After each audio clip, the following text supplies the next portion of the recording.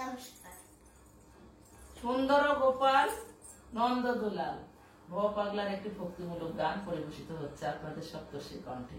Please সাথে থাকবেন। সুন্দর গোপাল নন্দ দুলাল রাখালো হরি। সুন্দর গোপাল নন্দ দুলাল রাখালো হরি।